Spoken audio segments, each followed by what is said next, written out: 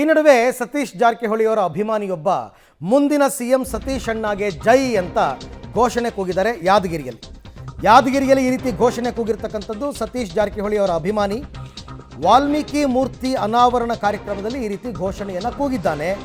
ಕೂಗಿದ ತಕ್ಷಣವೇ ಅಲರ್ಟ್ ಆಗಿ ಸತೀಶ್ ಜಾರಕಿಹೊಳಿ ಅವರು ಸನ್ನೆ ಮಾಡಿ ಹೇಳ್ತಾರೆ, ಕೂಗಬೇಡ ಆ ಥರ ಅಂತ ಹೇಳಿದ್ದಾರೆ. ಕೆಲವ್ರಿಗೆ ಆಸೆ ಇರುತ್ತೆ ನಮ್ಮ ಲೀಡರ್ ಸಿಎಂ ಆಗಬೇಕು ಅಂತ, ಅವರ ಅಭಿಮಾನದಲ್ಲಿ ಆ ರೀತಿ ಹೇಳಿದರು.